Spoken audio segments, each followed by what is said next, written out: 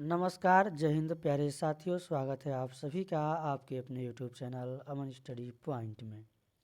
साथियों, आज ही ने एक और सीटेट वीडियो के साथ जिसमें पर्यावरण के प्रीवियस ईयर क्वेश्चन पेपर को हम लोग देखेंगे जो कि प्राथमिक स्तर में पूछे गए हैं। साथियों, ये प्रश्न आपके 18 नवंबर 2012 के सीटेट के पेपर में पूछे गए हैं जो हम आज इस वीडियो में देखने जा रहे हैं। तो चलिए शुरू करते हैं वीडियो को और वीडियो में पूरे अंत तक बने रहिएगा। तो साथियों, पहला प्रश्न है आप सभी के स्क्रीन पर। पर्यावरण अध्ययन की पाठ्य पुस्तकों में अभ्यास एवं गतिविधियों को रिक्त स्थान उपलब्ध कराना चाहिए, यानी कब उपलब्ध करना चाहिए? पाठ के अंत में, प्रकरणों में अंतः निर्मित, पुस्तक में अलग अलग स्थानों पर, या फिर इकाई के अंत में। तो पर्यावरण अध्ययन की पाठ्य पुस्तकों में अभ्यास एवं गतिविधियों को प्रकरणों के अंतः निर्मित उपलब्ध कराना चाहिए। ऑप्शन बी यहाँ पर साथियों इस प्रश्न का सही जवाब हो जाएगा। चलेंगे अगले प्रश्न की ओर। पर्यावरण अध्ययन के शिक्षकों को विशेषतः पुस्तकों और परीक्षाओं पर ध्यान देना चाहिए। देखिए, पुस्तक को वरीयता दी जा रही है। बच्चों के दृष्टिकोण को स्वीकार करना एवं सम्मान देना चाहिए। अभिभावकों के विचारों को स्वीकार करना एवं सम्मान देना चाहिए, या फिर विशेषतः प्रयोगों पर ध्यान देना चाहिए। तो पर्यावरण के शिक्षक को विशेषतः प्रयोगों पर ध्यान देना चाहिए, क्योंकि पर्यावरण शिक्षा की सबसे प्रभावशाली विधि है प्रयोगशाला विधि।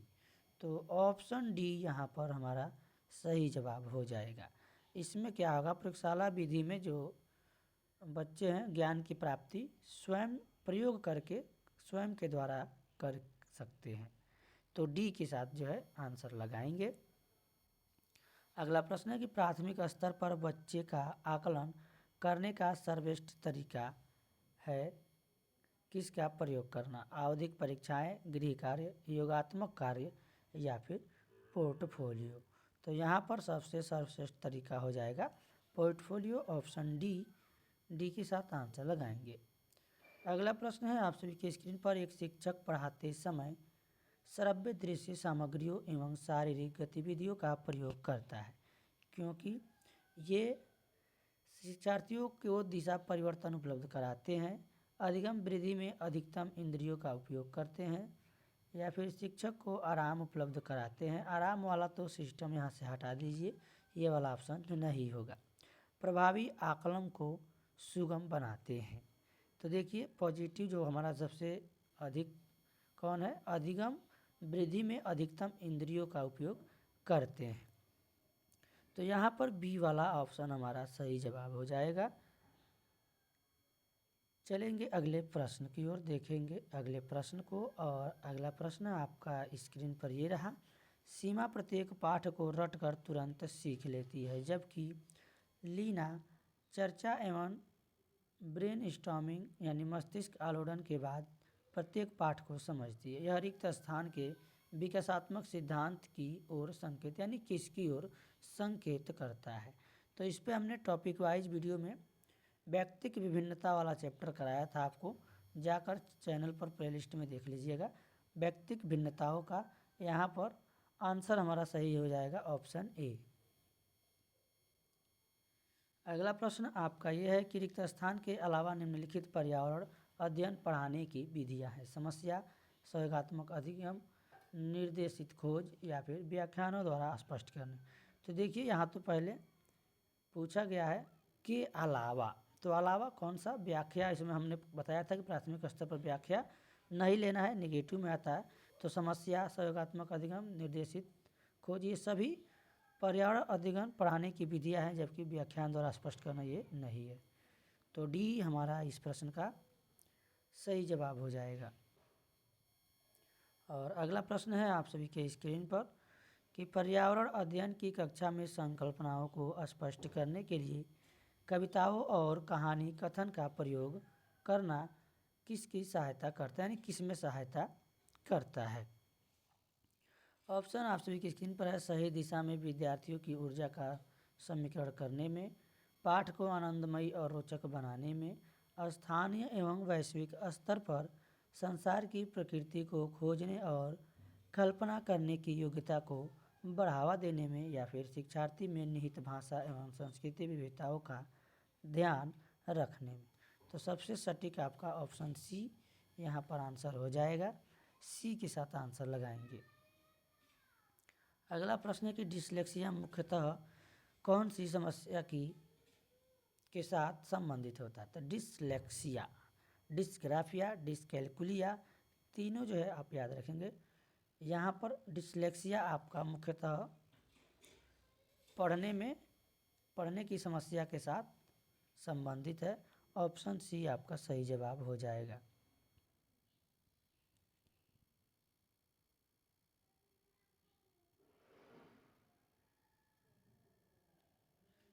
इसको जो है हम लोग एक प्रकार से अधिगम विकलांगता के रूप में जानते हैं।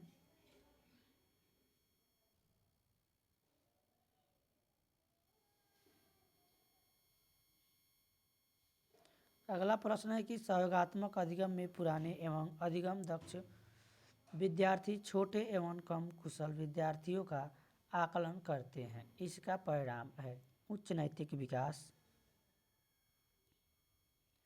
समूहों में द्वंद्व, गहन प्रतियोगिता या फिर उच्च उपलब्धि और स्वगरिमा। तो यहाँ पर सही जवाब हो जाएगा ऑप्शन डी के साथ आंसर लगाएंगे। अगला प्रश्न है साथियों कि अल-बरूनी जिस देश से आया था उसका नाम है। तो साथियों जो अल-बरूनी था उज़्बेकिस्तान से आया था और इसने जो है भारत के इतिहास पर एक किताब लिखा था। उस किताब का नाम था तारीख़-ए-हिंद। तारीख़-ए-हिंद इसके पुस्तक का नाम था। तो उज़्बेकिस्तान ऑप्शन बी के साथ आप लोग आंसर लगाएंगे। चलेंगे अगले प्रश्न की ओर। अब देखिए ये ट्रेन वाला प्रश्न आपका पूछा गया है। ऐसे एक न्यूमेरिकल पूछ दिया जाता है ईवीएस में। नीचे किसी एक्सप्रेस ट्रेन के मार्ग के रेलवे टाइम टेबल का कुछ अंश दिया गया है। तो यहाँ पर जो ट्रेन है उनका नाम दिया, स्टेशन का नाम दिया गया है और ट्रेन का जो है क्रम संख्या दिया गया है। इसमें आपका समय दिया गया है पहुँचने का, प्रस्थान का समय दिया गया है और दूरी दिया गया है किलोमीटर में, और दिन है 1 दिन और यहाँ पर 2 दिन। तो आपको बताना है इसके हिसाब से उपयुक्त सूचना के आधार पर सूरत और मडगांव के बीच की दूरी तथा ट्रेन द्वारा इस दूरी को तय करने में लगा समय क्रमशः है। तो देखिए इतना जो आपको दिया गया है इसमें से सबको नहीं देखना है, बस आपको ये देखना है आधार पर सूरत और मडगांव के बीच की दूरी तथा ट्रेन द्वारा इस दूरी को तय करने में लगा समय बताना है। दूरी भी बताना है और समय भी बताना है। तो यहाँ पर हमको एक फार्मूला लगाना पड़ेगा, चाल बराबर दूरी बटा समय। सूरत एवं मडगांव के बीच की दूरी निकालने के लिए सबसे पहले आपको क्या करना पड़ेगा,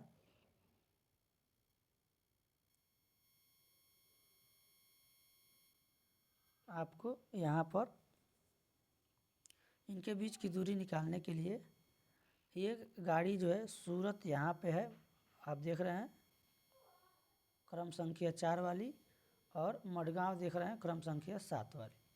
तब इनके बीच की दूरी निकालने के लिए सबसे पहले आप यहाँ देखेंगे 16:15 यानी कि 4:15 यानी 4 PM पे चलती है। और ये जो है कह रहा है कि आधार पर सूरत और मडगांव के बीच की दूरी, तो इनके बीच की दूरी निकालना है। तो मडगांव के बीच की दूरी निकालने के लिए आपको यहाँ पर माइनस करना पड़ेगा 1509 और -530, क्योंकि आपका जो है यहाँ पर दूरी दे दिया गया है। सूरत की दूरी 530, मडगांव की दूरी 1509। तो आपको कंफ्यूज नहीं होना है कि कहाँ से हम माइनस कर रहे हैं यानी घटा रहे हैं। जब इसको माइनस करेंगे आप तो यहाँ पर आपका आ जाएगा 9 हो जाएगा, और यहाँ पर 7 हो जाएगा, 10 में से 3 जाएगा 7, और यहाँ पर 14 में से 5 जाएगा 9। यहाँ पर एक कैरी लेंगे तो इतना किलोमीटर आपका यानी कि 979 किलोमीटर आपकी दूरी हो जाएगी इनके बीच की। ठीक, अब उसके बाद हमको क्या करना है, समय निकालना है। पहुँचने में जो लगा हुआ समय है वो निकालेंगे। तो आप इतना आप लोग याद रखिएगा, 779 किलोमीटर दूरी हो गई। अब समय यानी टाइम निकालेंगे। टाइम के लिए आपको क्या करना पड़ेगा, यहाँ देखिए 16-15 यानी 16-15 में से हम क्या करेंगे, माइनस कर देंगे इसके 7:35 को। तो यहाँ पर 7:35 को क्या करिए आप, 7:35 तक जाने में कितना समय लग रहा है ये आपको बताना है। तो ये 16 का मतलब अभी हमने बताया कि 4:15, तो 4:15 और ये 7:35, तो 15 को फिलहाल आप लोग छोड़ दीजिए, इससे मन में कैलकुलेशन कर लीजिए। 4 पे चलती है तो 12 बजे तक कितना हो जाएगा, 8 घंटे, और 8 घंटे के बाद फिर से 7 बजे तक है, तो 8 7 15, और ये 15 मिनट आपका ये है, और ये 35 मिनट है, तो 35 मिनट है। और इसमें से जो है आपका टोटल हो जाएगा 8 7 15 घंटे और 15 मिनट, 15 घंटे और 15 मिनट आपका आंसर हो जाएगा। देखिएगा कहाँ पे दिया गया है, 15 घंटे 15 मिनट, ऑप्शन डी में दिया गया है। तो डी वाला आपका यहाँ पर आंसर हो जाएगा, डी के साथ आंसर लगाएंगे। तो देखते हैं अगले प्रश्न को। अगला प्रश्न है आपके स्क्रीन पर, प्रयोग और प्रयोगात्मक कार्य करते हुए श्यामा का निष्पादन कक्षा में सर्वश्रेष्ठ होता है। उसे बहुत सृजनात्मक शिक्षार्थी माना जाता है, इसलिए वह रिक्त स्थान के द्वारा संकल्पनाओं को सीखती है। ऑप्शन दिया गया है अभिसारी चिंतन, अपसारी चिंतन, मॉडलिंग या फिर अनुकरण। तो सही जवाब आपका हो जाएगा यहाँ पर ऑप्शन बी के साथ आंसर लगाएंगे। अगला प्रश्न है साथियों आपके स्क्रीन पर, कक्षा में एक प्रभावी शिक्षण अधिगम प्रक्रिया होती है जब शिक्षक बच्चों के ज्ञान को पढ़ाई जाने वाली नई संकल्पना के साथ जोड़ने में सहायता करता है। इसके पार्श्व में निहित उद्देश्य है रिक्त स्थान को बढ़ावा देना, व्यक्तिक भिन्नताओं, शिक्षार्थी स्वायत्ता, पुनर्बलन या फिर ज्ञान का सहसंबंध एवं स्थानांतरण। तो यहाँ पर डी ऑप्शन आपका सही जवाब हो जाएगा। अगला प्रश्न साथियों आपका, रोहन के विद्यालय में एक विज्ञान प्रदर्शनी का आयोजन किया गया था। इसका आयोजन एक उद्देश्य के साथ किया गया था। आपके विचार से कौन सा उद्देश्य सर्वाधिक उपयुक्त है?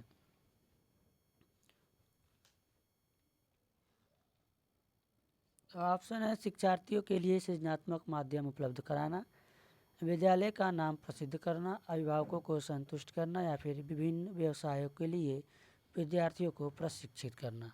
तो आपका सही जवाब जाएगा ऑप्शन ए के साथ, शिक्षार्थियों के लिए सृजनात्मक माध्यम उपलब्ध कराना।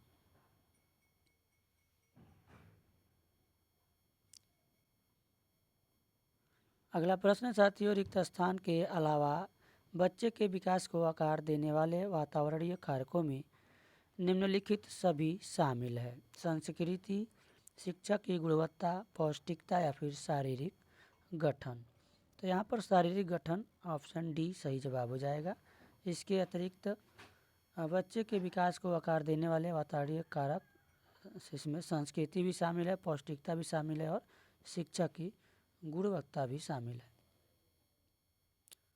अगला प्रश्न है कि कांसा के विषय में जिसका उपयोग गोलकुंडा के किले में मिली तोप में किया गया था, सही कथन चुनिए, यानी कौन कौन से इसमें मिश्र धातु हैं ये पूछा जा रहा है। तो साथियों इसमें कांसा, तावा यानी कापर तथा टीन मिश्र धातु है, टीन और कापर, इस चीज़ को याद रखिएगा, तावा और टीन।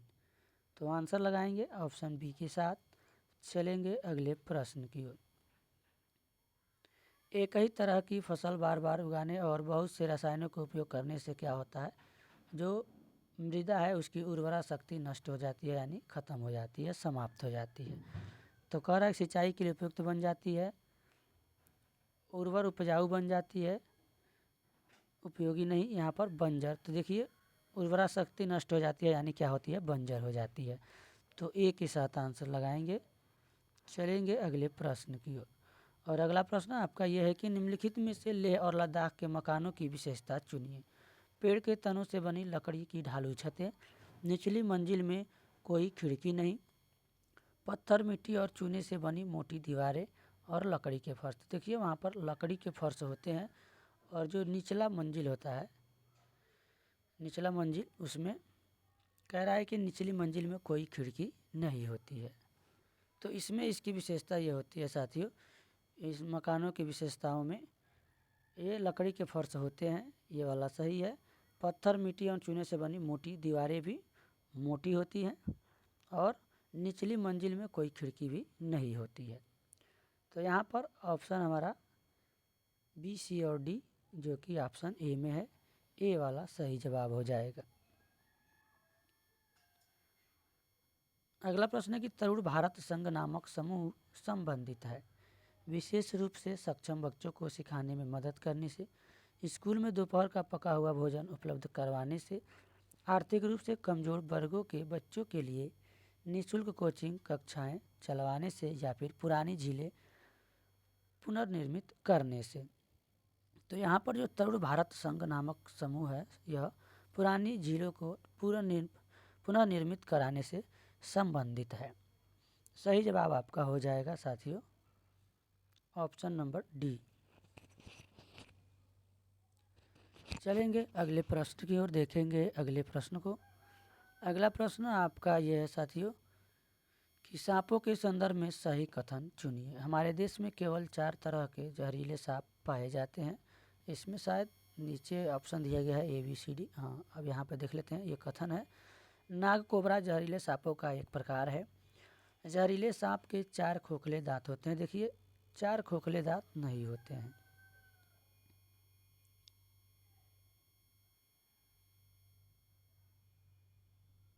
ये सी वाला जो है हमारा आंसर इसमें नहीं होना चाहिए, 2 ही होते हैं।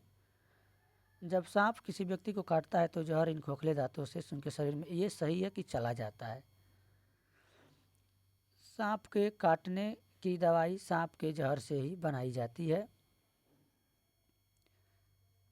तो यहाँ पर देखेंगे हमारे देश में केवल 4 तरह के जहरीले सांप पाए जाते हैं। तो ए वाला एक हो जाएगा आपका, बी वाला हो जाएगा और सी वाला। कह रहा है सांप के कांटे की दवाई सांप के जहर से बनाई जाती है, ऐसा नहीं है। हम यहाँ पर सी के साथ आंसर लगाएंगे।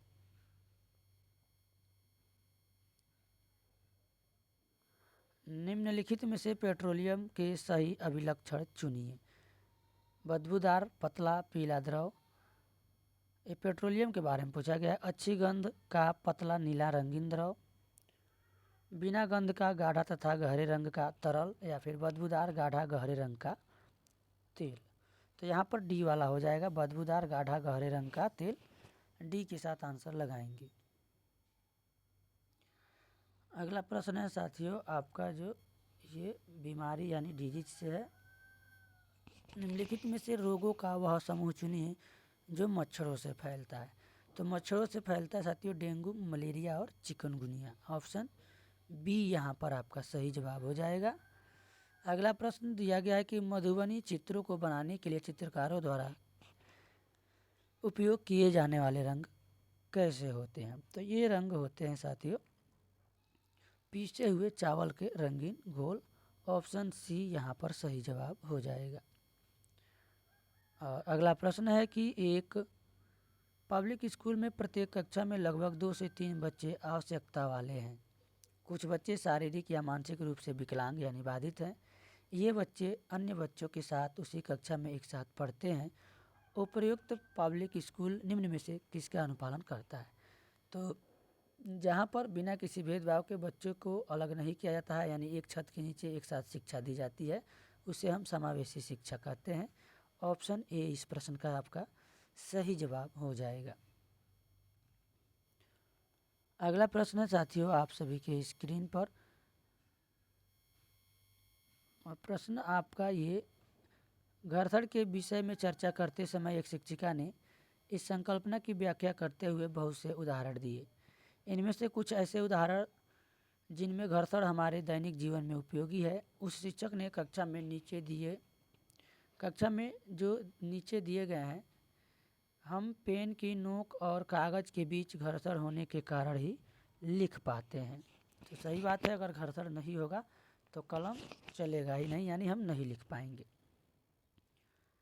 तो कह रहा है कि हम फर्श पर हमारे पैरों और फर्श के बीच घर्षण के कारण ही चल पाते हैं, ये भी सही है। ऊर्ध्वाधर ऊपर फेंकी गई कोई गेंद घर्षण के कारण ही हमारे पास आती है। कह रहा है कि घर्षण के कारण ही, तो ये तो गुरुत्वाकर्षण बल के कारण आता है।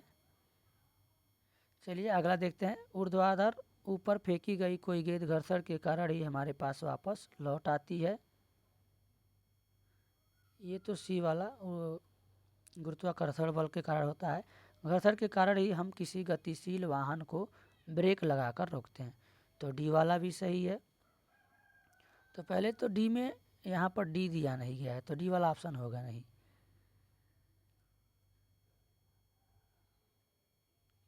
अब यहाँ पर देखेंगे हमारा आंसर कौन सा होगा। पहले डी हो जाएगा, घर्षण के कारण ही ब्रेक लगाकर हम लोग रोक पाते हैं। और उसके बाद से ए दिया गया है हम पेन की नोक पर, तो ए वाला भी हो जाएगा। अब ए में ए वाला दिया नहीं गया, तो ए आंसर नहीं होगा। अब दोनों में ए है और बी भी है। हम फर्श पर हमारे फर्श के घर्षण के कारण ही चल सकते हैं, तो बी इसमें है, डी है और ए है। तो यानी हमारा आंसर हो जाएगा ऑप्शन सी। सी के साथ आंसर लगाएंगे। सी वाला नहीं होगा क्योंकि यहाँ पर सी दिया गया है बी में, क्योंकि ये गुरुत्वाकर्षण बल के कारण गेंद नीचे आता है। तो इस चीज़ को आपको ध्यान में रखना है। चलिए देखते हैं अगले प्रश्न को। कह रहा है कि एक पश्मीना शाल लगभग रिक्त स्थान साधारण स्वेटरों के बराबर गर्म होती है तथा एक साधारण पश्मीना शाल को बुनने हेतु कितने घंटों का समय लगता है, यानी कितने गुना और कितना घंटा समय लगता है, यही आपसे पूछा गया है। तो एक पश्मीना शाल जो है लगभग 10 साधारण स्वेटरों के बराबर गर्म होती है और इसको जो है बनाने में, बुनने में समय आपका लगता है लगभग 200 घंटे। तो ऑप्शन डी यहाँ पर आपका सही जवाब हो जाएगा। अगला प्रश्न है कि सरिता की शिक्षिका उसे विभिन्न सामूहिक गतिविधियों में शामिल रखती है, जैसे समूह चर्चा, समूह परियोजना आदि। उसकी शिक्षिका सीखने के किस आयाम का अनुगमन कर रही है? तो जो सरिता की शिक्षिका है वह सामाजिक गतिविधि के रूप में सीखने का आयाम का अनुगमन कर रही है। ऑप्शन सी सही जवाब हो जाएगा। और अगला प्रश्न है साथियों कि नेपेंथिस एक पौधा है जो कीड़े मकोड़ों को खाता है, किसके लिए? अपने नाइट्रोजन की आपूर्ति को पूरा करने के लिए। तो एक पौधा है जो मेढकों, कीड़े मकोड़ों और चूहे जैसे छोटे जीवों को अपने अंदर फांस कर खा जाता है। हमारे देश में वह पौधा कहाँ पाया जाता है? तो साथियों नेफेंथिस जो पौधा है वह मेघालय में पाया जाता है। ऑप्शन आपका ए यहाँ पर सही हो जाएगा। अगला प्रश्न है साथियों आपके स्क्रीन पर, उसे चुनिए जो अन्यों से भिन्न है। तो यहाँ पर दिया गया है पैराफिन, मोम, ग्रीस, कोयला और पेट्रोल। तो यहाँ पर देखेंगे कोयला अन्य तीनों से क्या है? भिन्न है। पैराफिन, मोम और ग्रीस एवं पेट्रोल ये सभी जो है पेट्रोलियम के उत्पाद है, जबकि कोयला पेट्रोलियम से नहीं पाया जाता है। तो इसलिए सी के साथ आंसर लगा देंगे। तो अगला प्रश्न है इस वीडियो का और आखिरी प्रश्न है, बिहार के गांवों में बहुत से किसान अतिरिक्त धन कमाने के लिए मधुमक्खी पालन करके शहद एकत्रित करने का कार्य करते हैं। मधुमक्खी पालन करने का सबसे अच्छा समय कौन सा है, ये आपसे पूछा गया है। तो इसका समय होता है साथियों अक्टूबर से दिसंबर, जो कि अभी अब नवंबर का महीना चल रहा है। तो आप लोग अगर प्रश्न पूछा जाए तो दिसंबर चल रहा है, दिसंबर वाला ऑप्शन लगा दीजिएगा। आपका परीक्षा भी दिसंबर में होने वाला है। नवंबर चल रहा है, दिसंबर आने वाला है, तो गलती आपसे नहीं होगी। तो साथियों आज की वीडियो में बस इतना ही। वीडियो कैसा लगा कमेंट बॉक्स में ज़रूर बताइएगा, और वीडियो पसंद आया हो तो वीडियो को एक बार लाइक और शेयर करके चैनल को सब्सक्राइब कर लीजिएगा। तो मिलेंगे नेक्स्ट वीडियो में, तब तक के लिए धन्यवाद। जय हिंद।